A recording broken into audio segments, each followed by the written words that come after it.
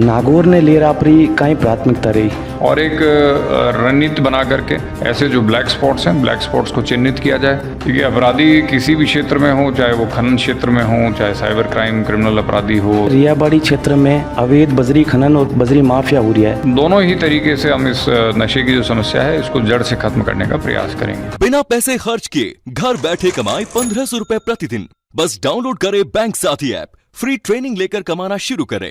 Bank साथी से जुड़कर 7 लाख लोगों के सपने हुए पूरे। अब बारी है आपकी।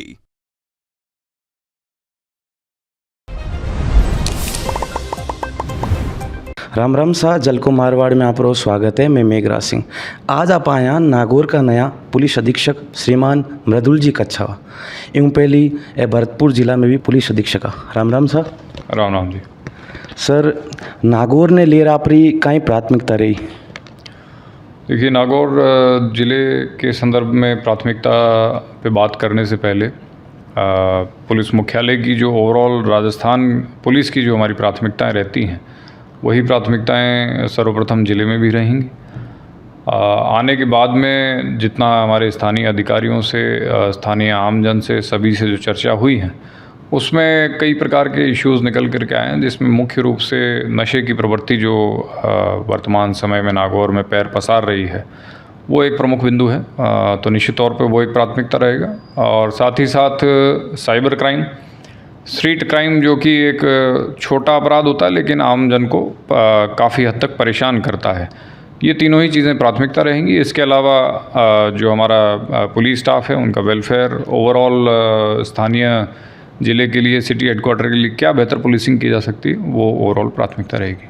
सर, नागौर जिला के रियाबाड़ी क्षेत्र में अवैध बजरी खनन और बजरी माफिया हो रहा है, इन आप क्या नज़रों देखो पुलिस पर? ये मसला मेरे संज्ञान में लाया गया था और इसमें भी और डिटेल जानकारी मैं प्राप्त कर रहा हूँ, और पूरी जानकारी जब तक ना मिल पाए उसके बगैर उस पर कुछ कहना अभी वर्तमान में उचित नहीं रहेगा। पूरी जानकारी लेने के बाद में इशू क्या है, क्या चीज़ें हैं, क्या चीज़ें दुरुस्त की जानी हैं, उन पर भी काम करेंगे। सर, बार बार नागौर जिला के रियाबाड़ी क्षेत्र की खबर आ रही है, अखबार खबरें सुन रहे हैं कि अवैध बजरी खनन हो रही है, बजरी माफिया भी ज़्यादा हो रहा है नागौर में। देखिए, अपराधी किसी भी क्षेत्र में हो, चाहे वो खनन क्षेत्र में हो, चाहे साइबर क्राइम क्रिमिनल अपराधी हो, या अन्य गैंग्स रिलेटेड जो भी अपराधी हैं, सिंपल स्ट्रेट फॉरवर्ड प्राथमिकता यही है कि अपराधी जो भी होगा उसके विरुद्ध कठोर से कठोर कानूनी कार्रवाई की जाएगी।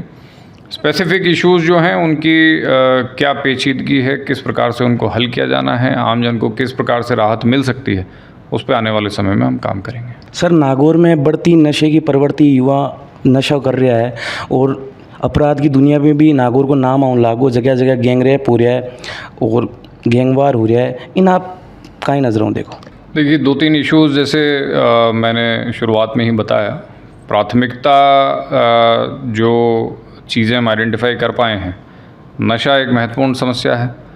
नशा किसी भी प्रकार का हो और वो कोई भी समाज का वर्ग अगर कर रहा है उसका प्रयोग, तो अच्छी चीज़ नहीं है। विशेष रूप से युवा वर्ग जो है हमारा, जिसमें एक समाज का एक ऊर्जावान हिस्सा है, वो अगर नशे की प्रवृत्ति में पड़ता है और उसके दुष्परिणामों को झेलता है, तो उससे बड़ा नुकसान मैं मानता हूँ कि समाज का और कोई नहीं हो सकता है।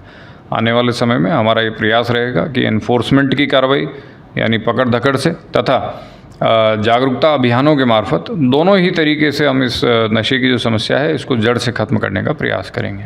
सर, अभी नागौर में देख रहे हैं कि जगह जगह दुर्घटना हो रही है और यातायात के नियमों का बिल्कुल ही पालन कौन हो रहा, इस पर पुलिस विभाग को कहीं काम रही? देखिए, इसमें मेरा मानना है कि ट्रैफिक रिलेटेड प्रॉब्लम्स जो हैं और रोड एक्सीडेंट्स की जो समस्या है, वो एक मिलीजुली जिम्मेदारी है। प्रशासन, पुलिस, पीडब्ल्यूडी और अन्य तमाम प्रकार के विभाग इसमें शामिल रहते हैं। ट्रांसपोर्ट विभाग है और जिला कलेक्टर महोदय की अध्यक्षता में एक ट्रैफिक मॉनिटरिंग कमेटी की मीटिंग भी लगातार होती है। तो उसमें आइडेंटिफाई हम करेंगे कि कहाँ कहाँ ब्लैक स्पॉट्स है, कहाँ कहाँ ऐसे स्थान हैं जहाँ पर ज़्यादा दुर्घटनाएं हो रही हैं और दुर्घटनाओं में मृत्यु भी हो रही हैं, घायलों की संख्या ज़्यादा है, और एक रणनीति बना करके आगे आने वाले समय में प्रयास हमारा ये रहेगा कि आमजन को हम प्रेरित करें कि यातायात नियमों की पालना करें। साथ ही साथ ऐसे जो ब्लैक स्पॉट्स हैं, ब्लैक स्पॉट्स को चिन्हित किया जाए और वहाँ पर स्पेसिफिक इंटरवेंशन करके और वहाँ पर जो सड़क दुर्घटनाएं हैं उनकी संख्या में हम घटोतरी कर पाएँ।